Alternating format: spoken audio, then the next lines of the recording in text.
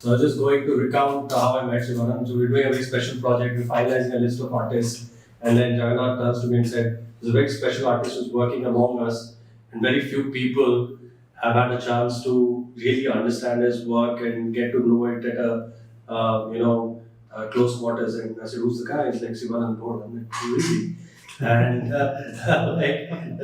that shows your ignorance. And I'm like, okay, tell me more. And it's like he's designing this beautiful building in the midst of us. We'll hear about it in a few minutes.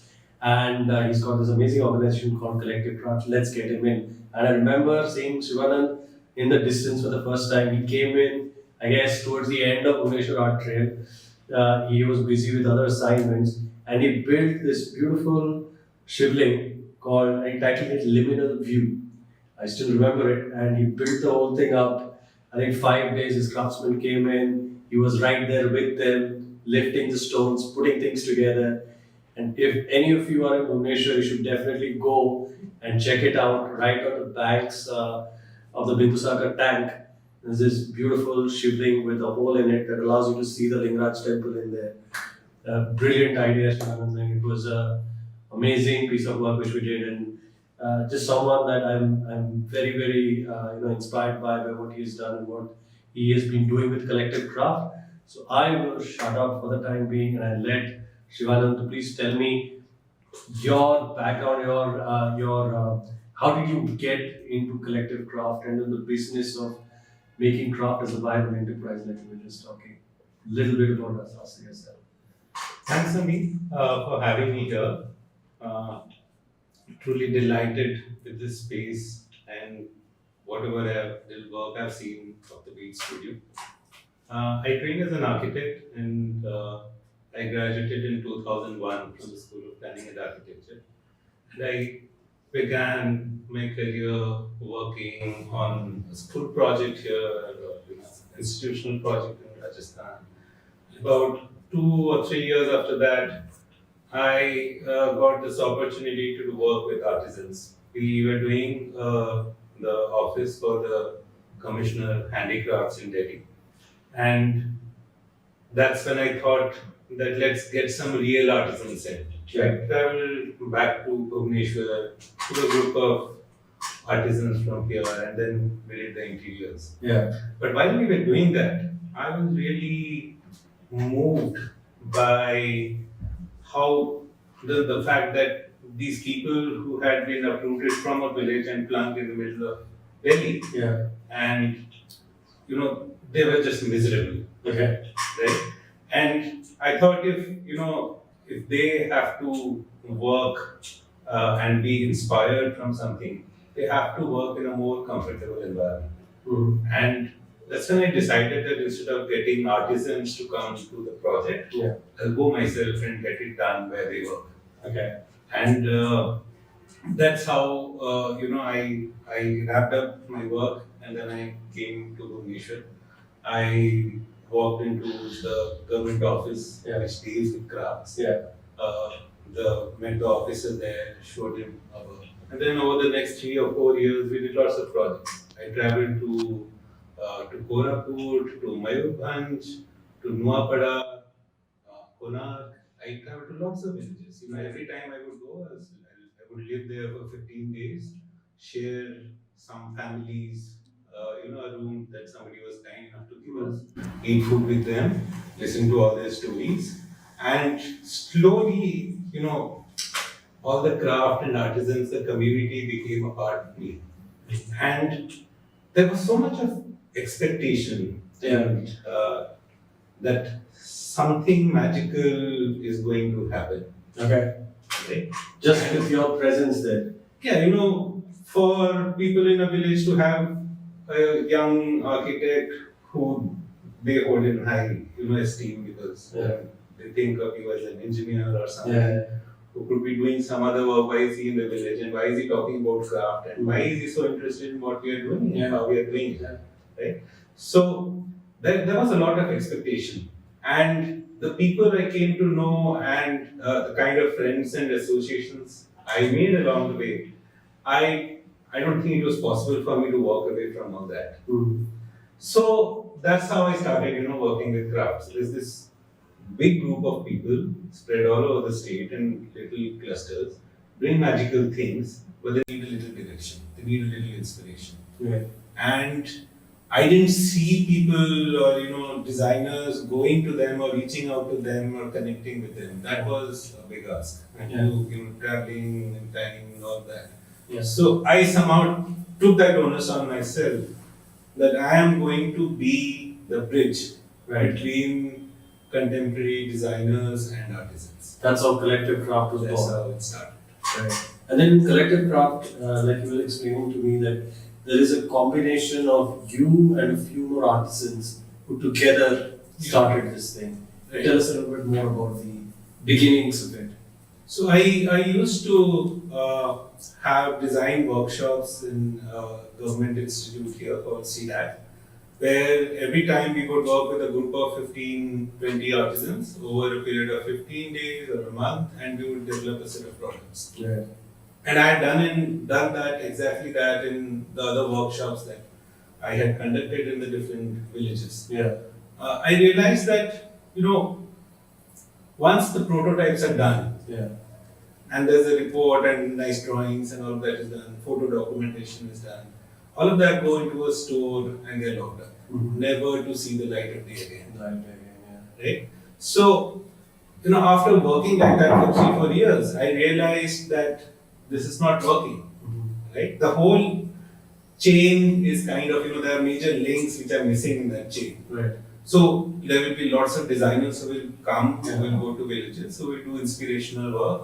But what after that? Yeah. Who makes these? And who sells it and who buys it? Yeah. So if you want to, sustain or help artisans or craft, you have to take ownership of the whole chain. Yeah.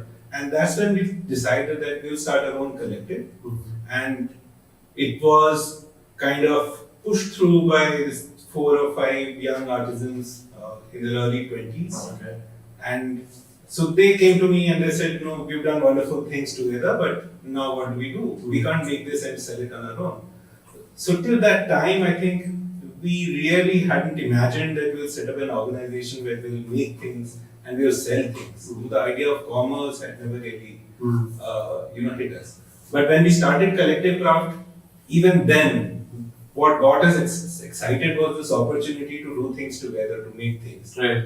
And then after a couple of years, we had a sizable inventory. Right. And then we So you just made things. Yeah, we You just just made designed and made things. Yes. And it was the design was you and some of the artisans together, like Yes. We always sat together, we would have conversations about what inspires them. It was very, very intensive engagement. Did you find as an architect yourself who's trained and schooled in the art of design thinking and principles of design thinking, working with an artisan who's naturally good with their craft, but not having those principles? Did you find that discussion a little stilted? Did you have to give them a little more information, or did you find that they naturally kind of lent themselves to it? No, I think it was always a struggle. Yeah. In the sense that I've met lots of master artisans who have gotten national awards and who are very good in their work. But as designers, we need to draw things out. Yeah. And I need to pick up a pencil and draw it out, Conceptualize. right? Yeah. And I need to explain to my client that this is what you're going to get, Yeah. right? So artisans, for example, a stone carving artisan will pick up a chisel and carve a block of stone. They can't, for God's sake, draw a little thing on paper, Interesting. right? So they, the thinking or the drawing happens in 3D when they're Yeah. carving on the stone. Right. Or a Pattachitra artist will just pick up a brush and paint it for you. Yeah. But ask them to draw it out, they will do some semblance of a sketch or a scheme which you might find difficult to understand. Right. So you had to encourage and coach them a little bit to do that. In the sense that I wouldn't say that they actually learned this whole art of illustrating or documenting or designing or putting across a concept. But then I learned to do that for them because I started getting into their head Yeah. and trying to look at the world like they would. Yeah. And get their narrative, internalize it, and put it on paper and Right. see how things work. So you guys were working, you created lots of inventory. Then what happened? Then I think we had a first exhibition in Dastakar in Delhi, Okay. and for about the first 7 years, 8 years, we were not really, it wasn't sustainable as a business. Yeah. So slowly things changed, and So during those years when things, so you had inventory, you were participating in exhibitions, but things were not the way you had imagined them to be. yeah. How did you? So what were your thoughts at that time? Like, how did you think? The reason I'm asking this is like we've talked about this is that inherently craftspeople and anybody in the craft community struggle with economic viability. Yeah. And here is you, who's a trained architect, working with all these craftspeople, artisans, and coming up with contemporary product designs, Yeah. and still struggling. And it must have been hard. So, what were your thoughts in those times? Am I doing right? Am I doing this well? Or you were convinced that this is going in the right direction? Well, I did doubt this whole thing many times. Yeah. But oh, I lived many lives. I wore many hats. Yeah. So one of the hats that I wore was a consulting architect in Delhi. Yeah. And during those years, I worked on the Khalsa Heritage Center in Punjab, in Anandpur side, Punjab. Yeah. That's one of the biggest craft Beautiful place. architecture Yeah. projects that has happened. Yeah. And slowly, I think the money that went out of my pocket at the end of every month in terms of stipend or materials that came down, and somewhere over the years we broke even, then we became profitable. What was the tipping point? I What think changed? Scale. Okay. So, if you unless you reach a sustenance level in terms of volume Right. or volumes of merchandise that is sold, Right. till that time you are always looking at a loss. And then for first generation craft entrepreneur, I had no connection with craft, Right. and to invest all that money into getting a place, building that inventory, Yeah. paying people, because at the only source of funds was me. Right. So and all the artisans, they were young people. They needed the money to kind of run their lives. Right.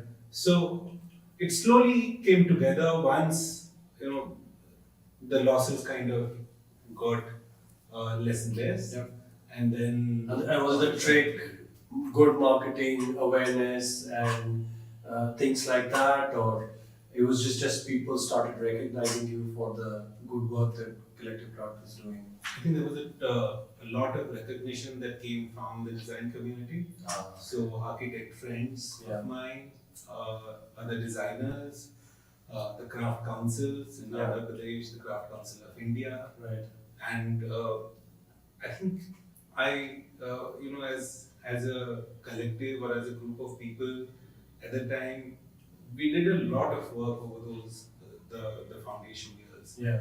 and we met lots of people, and these people kind of supported the organization, Right. and then the scale Yeah. was kind of achieved where it kind of pays for itself. We'll come back to this whole point of scale that Shivanand is talking about, because he's got a very strong idea of how you can gain scale when you're talking about it, and how he has used scale in some of his projects, and that's benefited lots and lots of artisans in one big shot. But Shivanand, you're known for your signature project of Krishi Bhavan. Everybody wants to know how Krishi Bhavan is all about.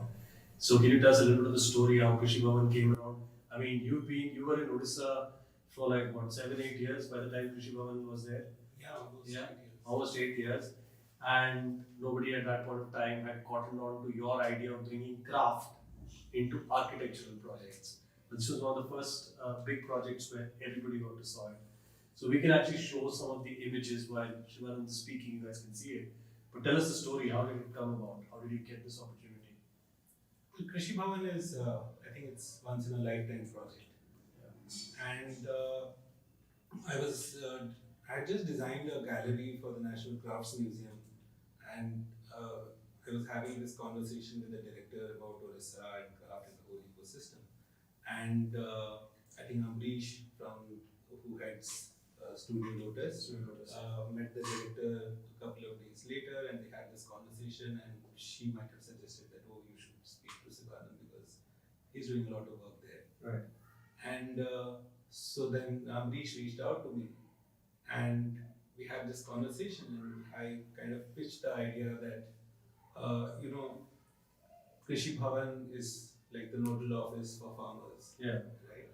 And if you look at artisans, Mhm. they're all part-time farmers. Yeah. A lot, many of them, right?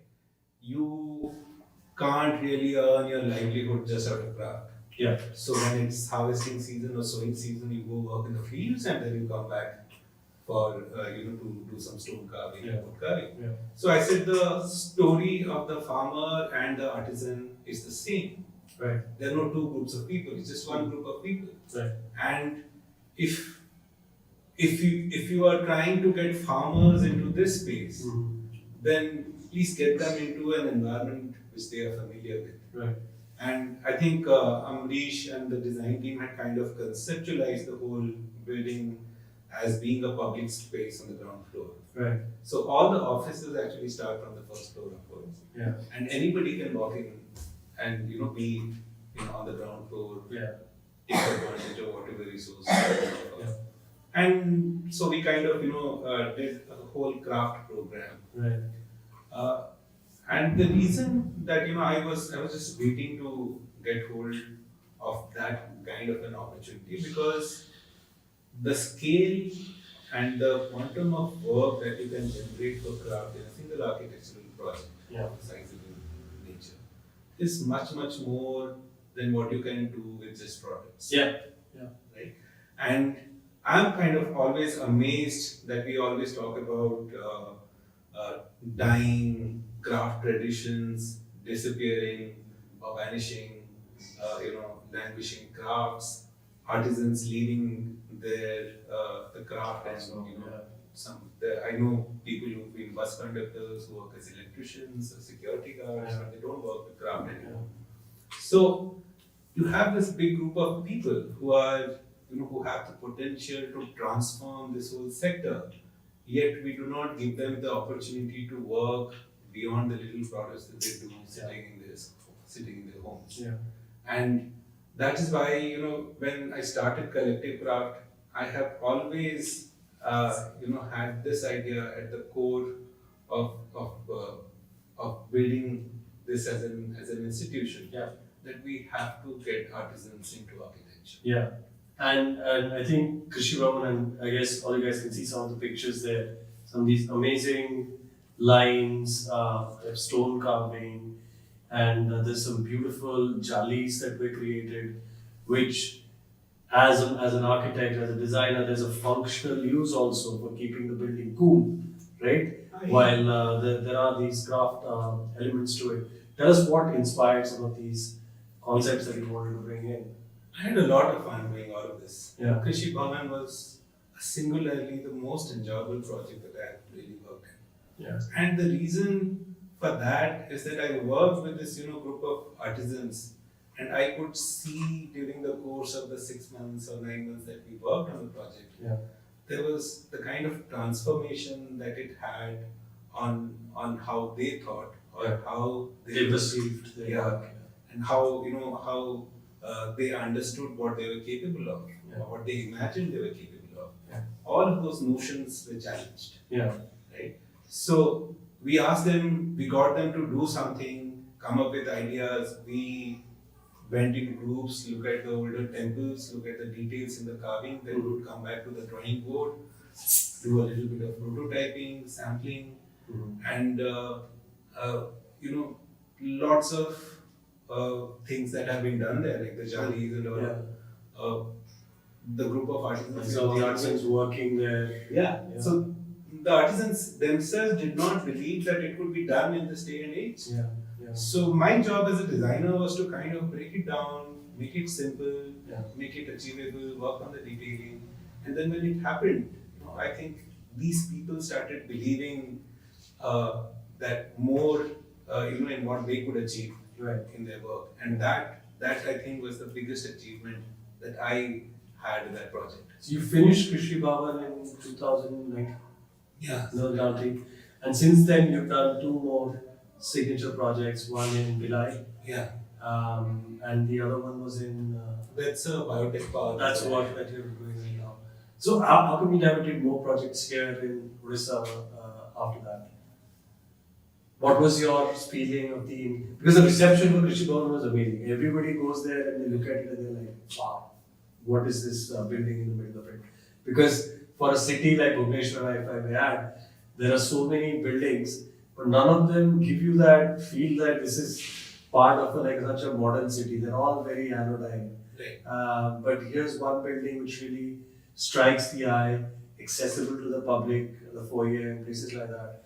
Why don't we make more such things where indigenous craft in a contemporized version as part of an architectural firmament can, why was it not encouraged more? Did you have a sense that maybe, people were surprised at what we could achieve and maybe they were afraid to go a little further? Or what is the sense you got when people saw this, especially decision makers in the government and in the community and things like that? That's a, tough thing to understand and answer, but I'll try. Uh, I think for projects which have such intensive use of craft, Right. uh, these are essentially, these will be institutional buildings, Yeah. right? And the client will always be the government. By and large, these projects are done by the government. Yeah. And the way the government is structured, the way they rotate the positions, and so new people come in. Unless there is somebody who is driving this change or who is actually, uh, making it possible to start with craft at the very conception of the project, it will not happen. Right. With Krishi Bhavan, I was very fortunate to work with Amrish and I have a lot of respect, and I really loved my time working with that studio. Right. I didn't have to explain much. Right. It's just a hint of something what I would do, and it'll be done, and close on that. Yeah. I remember that when Siddharth and Amrish used to come to site, like once whenever they had their visits. After most of the things were done, they told me, every time we come, we just come here to see what new wonders you've done. Yeah. So they used to be surprised that something else has popped up. But again, to have that kind of an understanding or vision that a building can have such use of craft, Yeah. those people I think are very few. Yeah. And I'll tell you the reason I'm asking this question, because we are living in a city that has accepted art in a big way as part of our day-to-day lives. When we walk around, we see lots of murals which get painted, repainted, refreshed, and it has been accepted as a way in which we can beautify our city. I want to use this, beautify our city and make it more live and art. So if there is an understanding of art as a way of making the city beautiful, then why is it that there is a gap between what kind of art it should be or how we can use our indigenous craft practices to beautify our spaces? Why is there, what is your perception of this gap that is there? When you can see there are a lot of, I'm just going to go back a little bit to your scale point. I know that because of the huge amount of beautification that's happened, a lot of artists have benefited, artists who are not getting money. But at the same time, the question is, you have Krishi Bhavan, which is a great example of good contemporary architecture, and you have murals which can be questionable in some of the product that has come out. So where's this gap in decision making which prevents it from being a great product versus like a middling affair in city? So what do you think is missing in this piece? Because both things are getting funded by the same kind of institutions. I think the first coming across urban murals or urban art like this in Bangalore, Right. and pretty much every city that I've been to after that has taken up this model. Yeah. I guess that's how the governments work. You do a project in one city, there's a pilot, and suddenly there's a little bit of appreciation. Oh, we have art of the city, and then every single city in the country is doing that. Yeah. Like the whole city, all the walls, all the flyovers, everywhere are suddenly getting painted. Yeah. And this reminds me, sometime in the 80s or 90s, there was this big thing in Delhi that we are going to get rid of the billboards Right. on the streets because that's so much of visual cacophony and so much of clutter everywhere. We want to see nature, we want to see trees, we want to see nice clean walls, we don't want to see advertisements. Right. And sometimes I don't really understand the difference between those billboards and the kind of art that pops up every time with garish colors and not very well conceptualized or executed. But they're there, I think, because it's convenient, it's acceptable as a system that the government can do fairly easily Right. to do that. But you're right, I think as a consumer or as somebody who lives in the city and who has to look at these every day as I pass through, I I don't want to be forced to look at it every single time. Right. So I think there should be a lot of restraint Mhm. in how much you do Right. and where you do it. Right. And the ones that you do have to be really conceptualized, very well executed with great finesse, Yeah. so that they are, they can be appreciated works of art and not just graffiti on the walls. Yeah.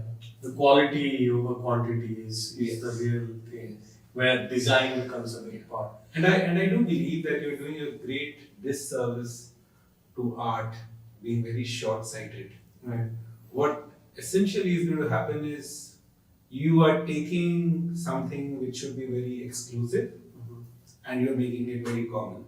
Right. Its value kind of plummets, Right. right? Right. And then over time, you are going to have reactions like, oh, that's everywhere, I don't want it. Right. Right. Right? Yeah. And then who does it benefit then? Yeah, exactly. Now, the reason I was talking about this particular piece is not only that it's a part of our life now when we're walking out, but also this whole concept of patronage. So crafts in Odisha, crafts in India have always benefited from having great patrons, whether it be rich merchants, whether it be kings, who used to have this network of artisans who used to benefit from the kind of largesse they used to give out to these craftsmen.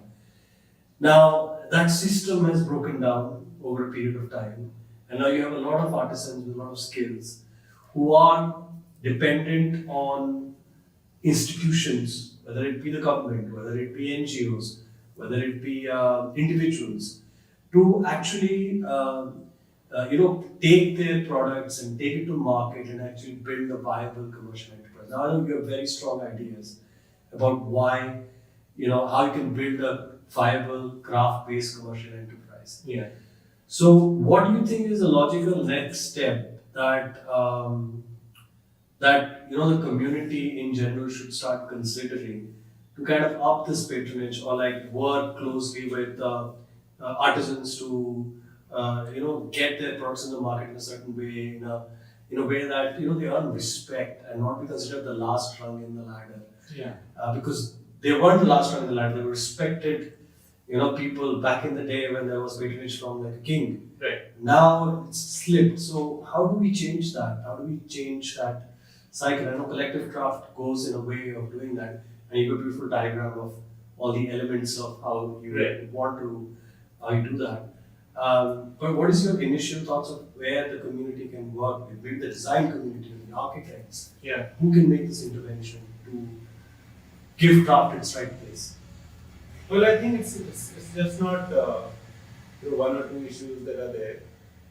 It's a whole ecosystem that you have to develop. Right. And I am very convinced about the system that could be a workable solution is because we started from zero. Right. Right? We didn't have an enterprise. We just happened to come across a group of young, eager, enthusiastic artisans who wanted to do more than what they were doing. And then we started discovering and learning our way up of how to build a craft enterprise. If you look at the ecosystem, and I think what artisans most often fail to understand or grasp is that there are many players, Mm. and everybody has their pivotal role, Yeah. to contribute. Yeah. So there are people who will handle social media. We are terrible at it, by the way. Yeah.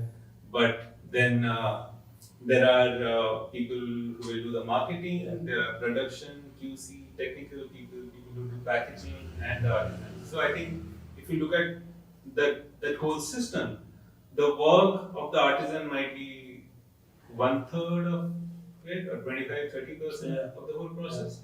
So artisans have to understand and accept that there are 10 more people with these skill sets that they need to work with. Right. Right? They can't be working by themselves in separate studios of their own, fearful that somebody will learn their craft and take their work away from them. Right. But they have to come together, speak to each other, Right. have more interaction, have more exchange with artists, with people. And there's nothing to be afraid of. Yeah. Because But who facilitates that?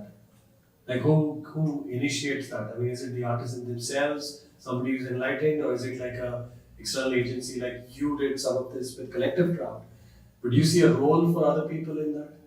I think that everybody who's an artist or a designer or who's in any way connected to products or architectural projects can do it. Yeah. But yes, it's a slow process. Yeah. It has a gestation period which might be extended. Yeah. And a shorter way to kind of achieve this might be to work with people or agencies who have spent some considerable amount of time working with artisans themselves. Yeah. So they are the people who meet the artisans, midway, Yeah. and can take the brief from an architect, project architect, or an architect or a designer, Yeah. and combine the two and do something together. Right. Because every time you start from scratch, I think the process that you follow might easily outlive the life of the project. If Yeah. it's to be done in 2 years, it's to be done in 2 years. You Yeah. might, if you start from scratch, it might be 5 years, 6 years, I don't know. But so there is this concept of the collective. Yeah. There is this concept of people coming together to do this, because individually it's going to be really hard because multiple skill sets are involved. Yeah. And like you said very succinctly, the difference between an artisan's product and a successful contemporary design is that knowledge of design, which kind of transforms the product into something contemporary. Right. So these are all the elements that can make this enterprise. And I think we have a very good diagram here, which if you want to walk through that and tell people your thoughts on this, because I found it quite inspiring how you've put these blocks together. So this was actually, conceptualized sometime when we were doing Krishi Bhavan, and lots of friends and colleagues in the architecture kind of circles got very interested, and people started asking, how are you managing to do this? It seems like something very difficult to do, but you make it look so easy. Yeah. And so that's when I started thinking and looking sideways into what all were we actually doing to make this happen. And that's when the whole ecosystem kind of appeared and it made sense to us. Yeah. Now, if you look at how a construction project or an architecture project goes, when they are nearing completion, then somebody has to think, oh, we have to get some art in. Yeah, And you yeah. buy some paintings and you put it on the walls. Yeah, it's always an afterthought. Yeah. But I think if there are any craft products or installations that become part of the building, then the people who work with craft, the artisans or the designers, have to be there as part of the process right from its very conception. Right. Right? It's never enough. That's how you do your work. Yeah. Yeah. So, for example, when I joined the project, they were just, I think, at the foundation level for Krishi Bhavan. Yeah. And then, so most of the decisions for the kind of finishes that will go on the ground floor and what kind of stone we can use. So all that, then I kind of jumped in. I said, we can use this, because I knew what was available and what was possible. Yeah. And then, of course, the whole craft narrative and all that came in. Yeah. But what I was very careful in designing this craft installations for Krishi Bhavan was, we always ensured Mhm. that craft was never an overstated element Right. in the built environment. Yeah. Right? I think it's very important that it's there to establish the context Mhm. or there is a message which Not is overshadow it. yes. And I think as architects, people will have that concern, right? Yeah. You don't want a work of art or craft to kind of suddenly overpower Yeah. the kind of concept that you already had going forward. Mhm. And I remember Siddharth saying that once or twice that the good thing about craft in Krishi Bhavan is that it's never in your face, Right. right? It never jumps at you, Right. and I think that is the ethos of craft itself. Right. It's environment friendly. It's usually understated, Yeah. beautiful things that don't scream for attention, Right. but they can easily find a place in your home, your buildings, in your lives, Yeah. and before you realize it, they are a part of you, Yeah. right? Yeah. They grow on you. Grow on. And so that kind of, I think, humility or that power to kind of become a part of a larger environment Yeah. works a lot in the favor of craft, unlike art. Unlike art. Yeah. So there is this big community of people Mhm. who work together, Yeah. who think together, and who can, when the work is done, it's very often you can't say where somebody's work has ended and somebody else's work has started. Right. It's like one person Seamless. with 20 pairs of hands Yeah. working to do one last thing. Yeah. It's scalable, Yeah. Yeah. right? Exactly. And it all fits together like the pieces So of that's jigsaw puzzle. that's where that concept came. where Yes, and this whole scale, yeah. yes, this whole thing of how do you scale up, how do you get people, artisans who make little products Yeah. to start thinking in terms of scale that you have to have a big wall, and this is what we are trying to do. There will be technical issues of how you join things, how you haul it up there, how you fix it, but those are problems which are not really impossible to solve. So, yeah. Yeah. So there are all kinds of machines now which will hoist things for you, and so scale is possible. Yeah. And then, but I think the bigger challenge here is to get clients or architects interested and to kind of support this whole, whatever craft is trying to do, support this whole integration that can happen. Yeah. Unless that happens, I don't see.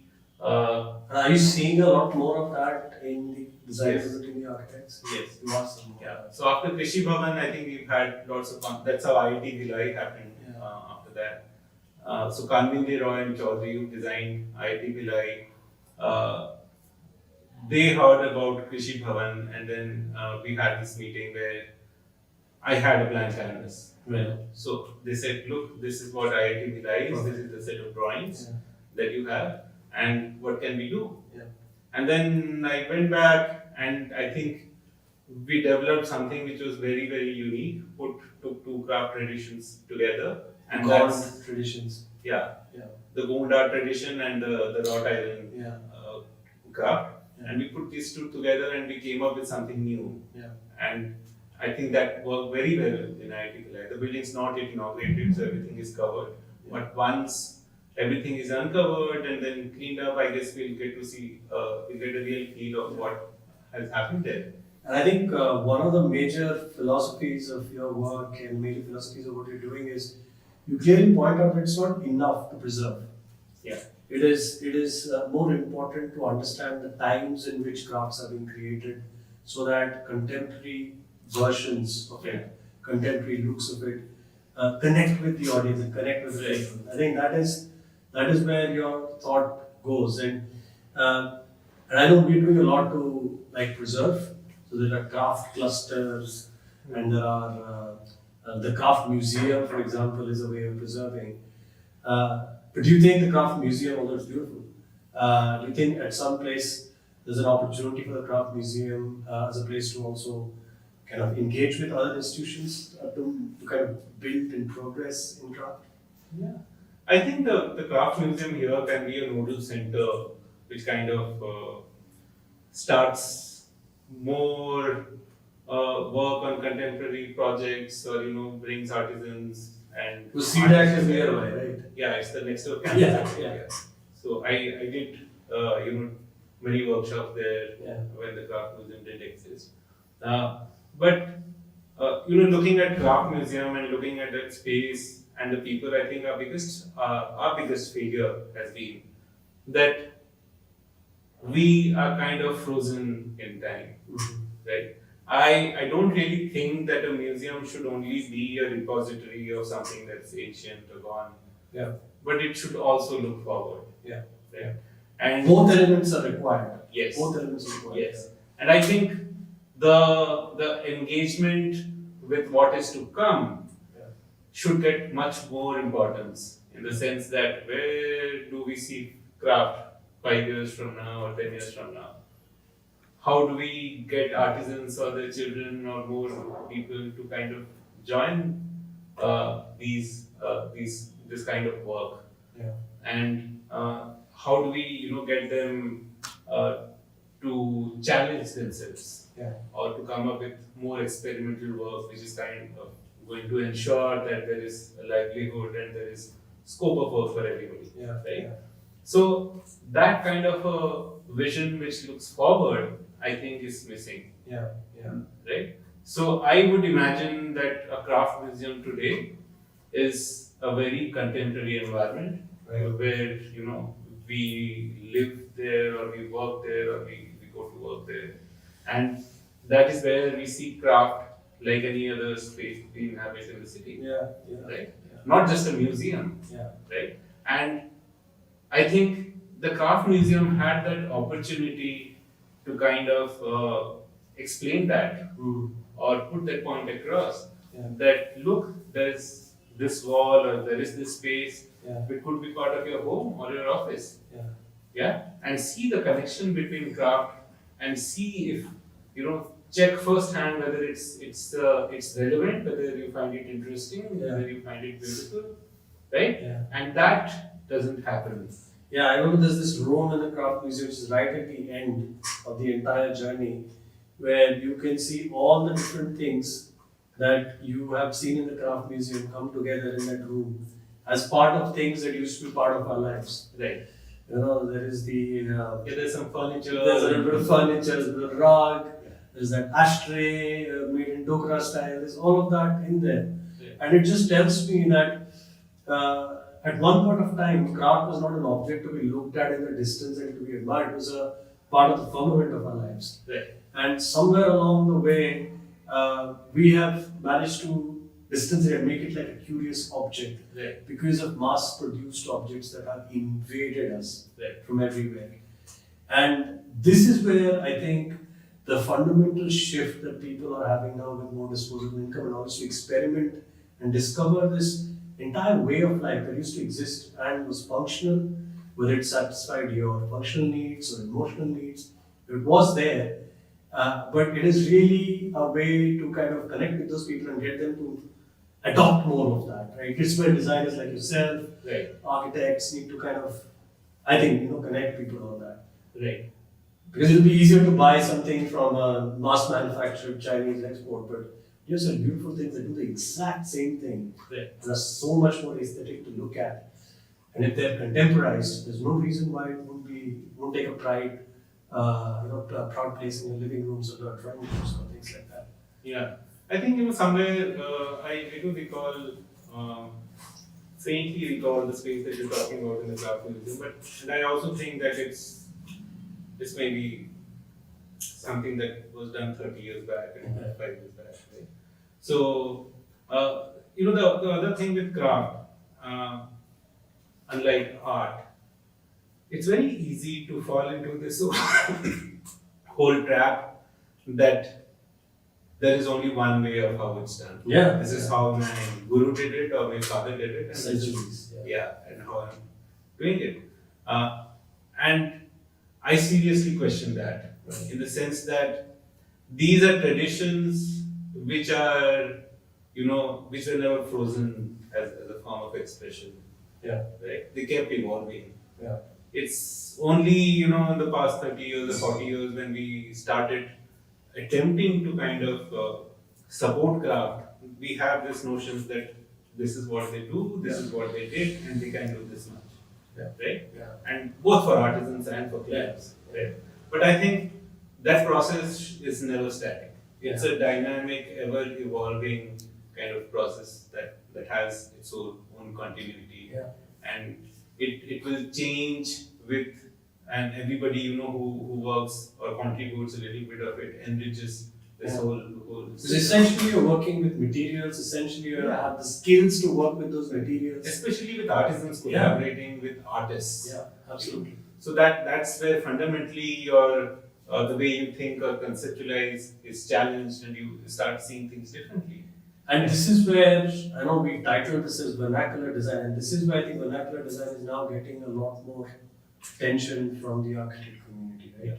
I think other than the connection with craft, there's nothing vernacular really in what we do. Yeah. It's always very, very contemporary. Yeah. Yes, you know, in terms of materials, what the kind of materials that artisans work with, the kind of processes they have, they are certainly much more sustainable than industrial products, you know, that we use left, right, and center.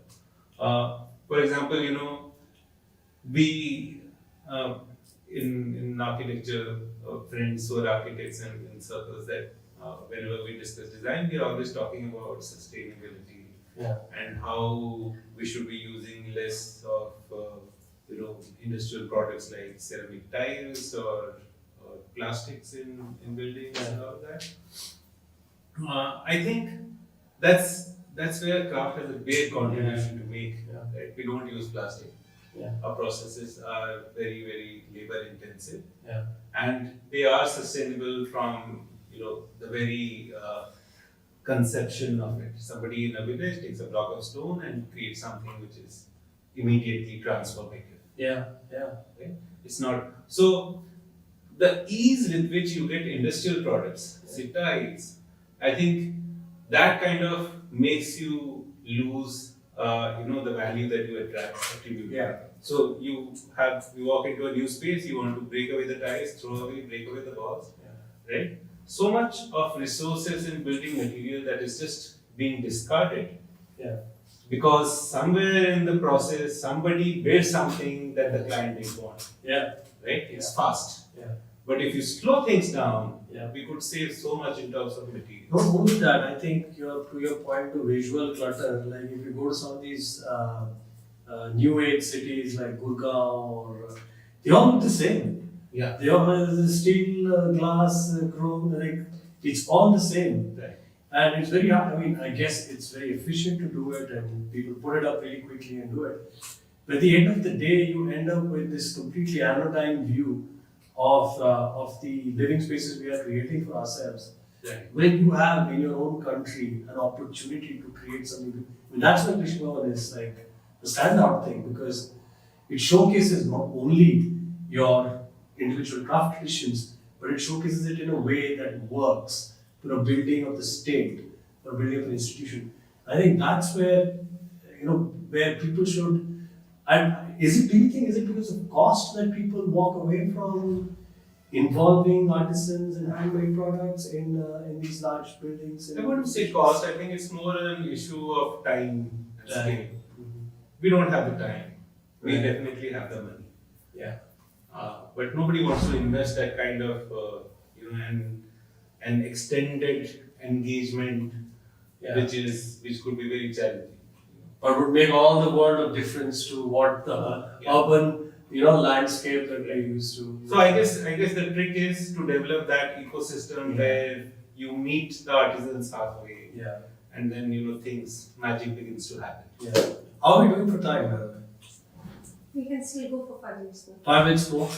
So I think the most important question that I think all of us have learned about your philosophy in which you're engaging with the artisans, the fact that an artisan collective is the beginning of building an ecosystem that can become a viable commercial enterprise.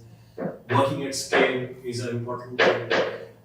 When both like working at scale and also having products, both of them have their own importance, but large architectural projects lend themselves to it. almost re-educating people into the love of craft and the value craft can bring into their lives. So all these philosophies that you had in practice and done, what next for Collective Craft? What is your next big idea? What's your next big thought? Where do you see this going in the next 5 years? Well, when we started Collective Craft, I had always imagined it to be a studio where there is a constant engagement between artisans, artists, architects, anybody, who does something with hand, even engineers for that matter, who can look at processes or machinery and, see how we can change things. I see. So what we do at Collective Craft is I call it, it's a co-working artisan space. Right. Right. So people come from their villages, they work for 5 days, they go home for the weekend whenever they want to. They work when they want to, and they work as much as they want to. Yeah. Right. So it's completely these decisions are taken by them. Yeah. Of how we should be working, what we should be working, how we should be getting paid. Yeah. So we kind of managed to create Democratized. that whole system, because I think it's important. There's that there are people and they they feel that they are part of this larger organization where they have a say, and then they are pivots Mm. that kind of hold up this institute. So whenever we design something, the first thing we do is get the artisans, have a meeting and talk to them about, see, this is what we're trying to do, Right. right? And how do you think it could be done? Yeah. Yeah. And we start from there, and then there's always a process of elimination. We'll say that no, that will become too expensive, or this will be difficult to achieve, this will be too slow, and then so what can we do? And then we look at in terms of patterns, motives, or whatever artwork we're trying to develop, and then we build a narrative right from not as an afterthought, but right before we start making anything. Yeah. So the whole thing is comes together as a comprehensive product at the end of it, which has a strong, clear message. Now you want more people to be associated with it, more artisans, different crafts. See, we've been working with artisans for about 12 years, 13 years now, and we have only managed to work with 4 or 5 different crafts. Yeah. So if you look at the kind of skills that artisans have, we would love to work with natural fibers. Yeah. We don't have a pottery studio. We would want to do that. Yeah. Maybe work with handlooms at some point in time, because I'm very very interested in trying to work with handlooms for home furnishings, Yeah.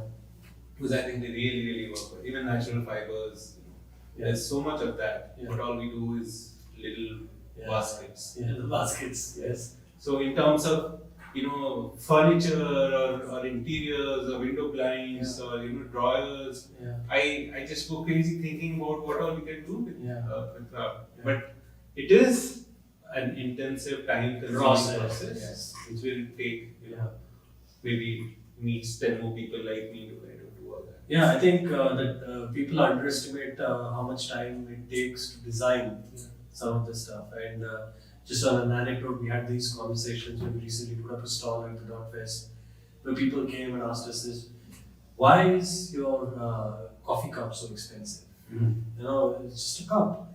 I'm like, this is like asking a magician a trick. Where, right? I mean, he must have practiced for days to show you the trick. It took us days to come up with the design. Now that it's in front of you, you think it's simple, but it's not simple to come up with these products. Right. And giving design its due and reflecting it in the prices, and reflecting it in its aura. I think that is something where what you've done with Collective Craft and whatever small way we're trying to do with Beats is bring that respect back to the artisan, right? And I think that itself is a journey which takes a lot of time, and it's time consuming. I mean, you worked for 10 years and you said, more than that, and you said you just managed 4 crafts. Yeah. Right? And then, in Odisha, there's like more than 60, 70 craft practices. And I think that is somewhere we need to engage more of these artisans, work with them in conceptualization, that bring design these were designs that were in vogue, I guess, in the 18th and 19th century, where it made sense. We need designs that are in vogue today, while giving the kind of respect to those artisans and commercial viability. So I think it's a humongous task, but it's great that people like yourself are working in it and doing something with it. Do we have questions from the community? No, we don't have any questions, but we do have a lovely comment from one of our viewers. So maybe you can read it out for others and give a thanks. This is for you, sir. The God art was really so beautiful. The birth of Vishnu, would love to see such art translated on pottery. It's very inspiring. Thank you. Yeah. So, if viewers have questions, I guess we have 5 minutes where we could ask questions to Shivanand while he's here with us. Anything on craft, anything on making craft a viable enterprise, which he's been doing, anything on design, and how you can look at it from the perspective of bringing craft into design.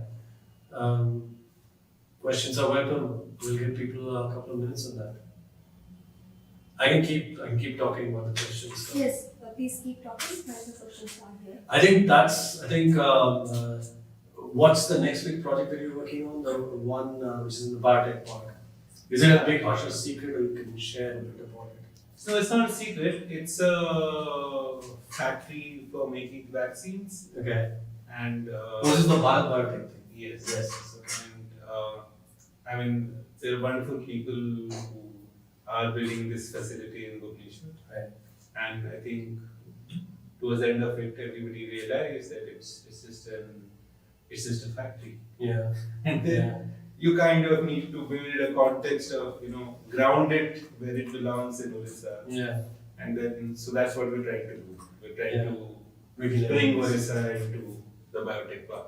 Yeah. I mean, sometimes when you get these invitations, let's say it's a university or an office building, you actually struggle at sometimes figuring out like how do I bring an element of beauty to something that is so prosaic in nature, or you see opportunities everywhere the moment you walk in. No, I think I struggle every time. And I struggle a lot more than what one can imagine. Yeah. Right? Because it's very heavily driven by a concept. Yeah. And if that concept doesn't hold good, Yeah. or if it's not on firm ground, Yeah. then I think everything that follows kind of falls flat. Yeah. Yeah. Right? So the intent and the whole narrative and everything has to be very true, clear, forceful, compelling, Yeah. right from the word go. If you can't, if you can't be inspired by that set Mhm. of parameters, then I think you might not as well go ahead with the project and do it. Yeah. Yeah. So unless you are yourselves kind of convinced that there is something worthwhile to be said here, we just keep quiet about it. So project has to speak to you somewhere. Yeah. Do you have a question? We have a question. So now everyone is talking about ChatGPT, right? So has digitalization helped in improving the creative element of art and craft, or is it the other way around? Digitalization, has it influenced any of? So in terms of process, yes. Yeah. In architecture especially, if I'm an artisan and I'm used to working in my little studio with stone or wood, whatever. Yeah. It's very difficult to make that transition or to make that jump and imagine something which is so big in terms of Yeah. the resources that you need or the time that you need to do it. So in terms of developing patterns or testing out new ideas much faster, yes, it helps. Not Pinterest. Not really. And I guess the bigger advantage could be that it's much easier to convince clients when you have a more realistic rendition or a virtual 3D or an immersive virtual environment that you create with AutoCAD. So the people who make that decision or who approve that project, for them I guess it becomes easier. Yeah. because So it's a great tool. it's a great tool. Yeah, but it's no substitute for human creativity in the way that you're looking at things. Well, it's just the beginning, Who knows? Yeah, I think I'll go back and type in those questions about craft and art coming together and see what ChatGPT comes up. Yeah. But yeah, I mean, it's interesting. Yeah. But whatever the result that will come today or maybe 5 years from now, I think it's only going to enrich craft, not take anything away from it. Yeah. I mean, I think that's the progressive mentality of design where you can accept these changes Yeah. rather than take a very Luddite viewpoint that this is going to destroy it all. Yeah. Everything is a part of it. Any more questions? Hi Sivanam, can you speak a bit about the role of museums today in preserving craft? As you mentioned earlier, crafts are an ever evolving process. Do museums do justice to craft? I think we spoke about it a little bit. Yeah. But I think we spoke about it in the context of just the craft museum. But in general, do you think museums do give it a bit of short shrift? When we were doing Krishi Bhavan, we made lots of visits to as a group Yeah.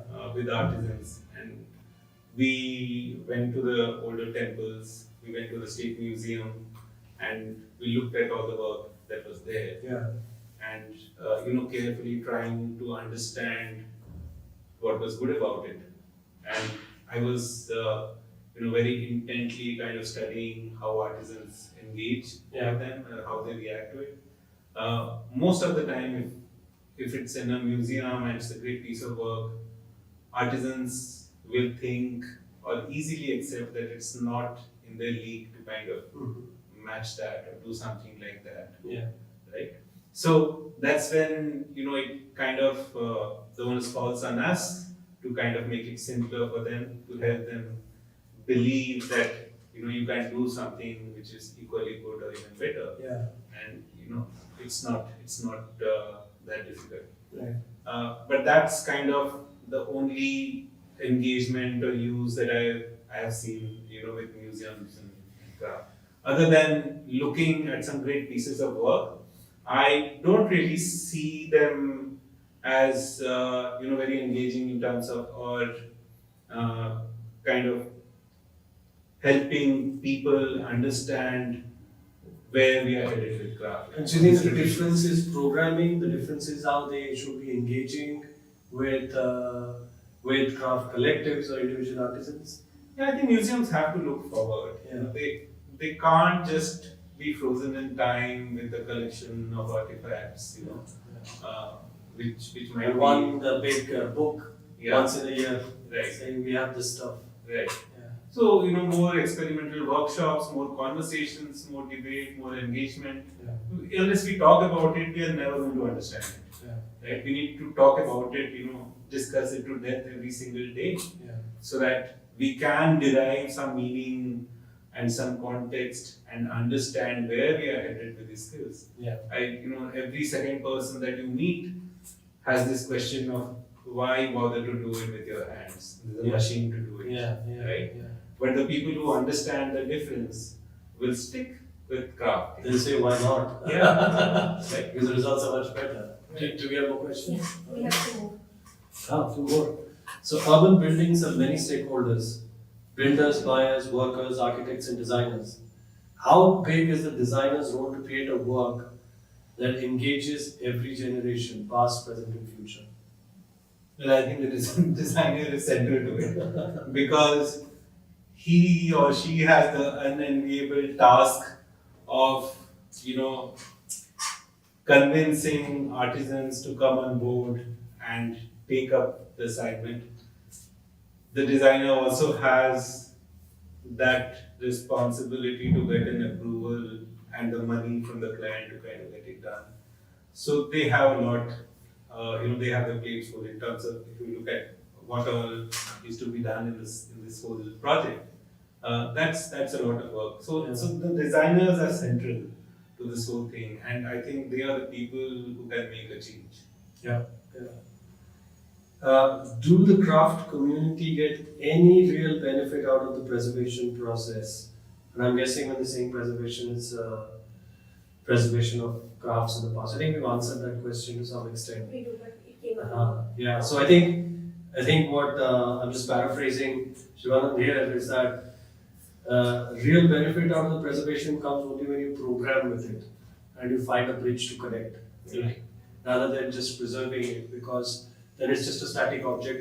But sometimes, like you pointed out, I think great that it might even intimidate that, maybe I'll never be able to build something like that, which is entirely untrue.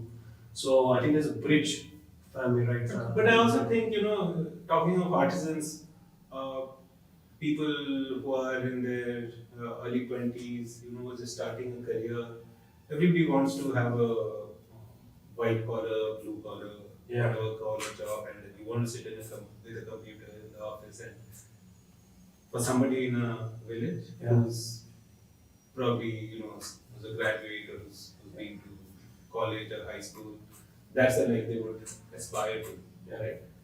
Well, that's not possible for everybody to kind of work in that environment or be a part of that kind of system. But it's always possible to make our workplaces, our studios, more interesting, exciting places, right? So contemporary studios, which have got all the machines that help you to craft something, to meticulously craft something, which aid your whole process. Yeah. So the artisan doesn't really feel that he's there toiling away, doing the same mundane task. Yeah. But he feels like an artist that is part of a larger, nicer studio, working with a group of artisans. Yeah. It's that sense of belonging and. So I think our craft places or the places where we work or make things, they can be transformative. Yeah, and they can be inviting, and that would draw more people in. Yeah. They don't have to be little silos, hidden away. Cluster. Yes. Cluster 1 and cluster 2. Right. I think the last question which we just faced was, we gave a little bit to it, so which is the most important part of product design for you as a designer? Well, I think it's always the concept, Yeah. right? You did it to it, Yeah. In the sense that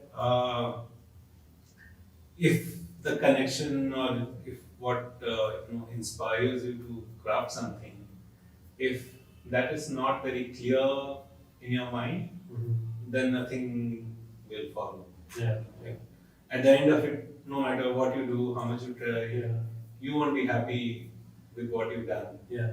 And I think for somebody who's looking at it, people can also understand that this is not really resolved. It's not gone the distance that it should have. Right. It's stopped midway, or there is some, confusion with what this person was trying to do. Right. So the purity and the clarity of thought or purpose has to be there whenever you start designing. And what is your biggest advice to a young designer who's getting into product design? Where should they look for conceptualization? Is it read books, travel more, take notes, study more? What is your secret for inspiration when you do product design? Besides crafts, obviously. I think people. I think before I connected with craft or I got excited about craft, I really got excited about the people I met. Right. I've been to villages, lived with people who are so simple in the way they live their lives or what their wants were, what they wanted to do in life. I think that kind of has always stayed with me. Yeah. And I am working with craft because I wanted to work with people and I wanted to connect with people. Yeah. And I think that is what Essential. Yeah. If I hadn't met such wonderful people during my travel to different villages, I don't think I would have worked in. It's like being in Delhi and meeting artisans there to do something. Yeah.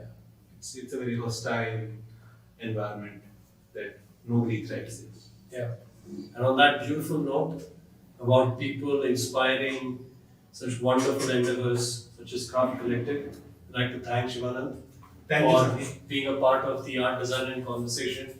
I hope all of you guys enjoyed it as much as I did and learned a lot more about this wonderful institution that he started and is doing such great work.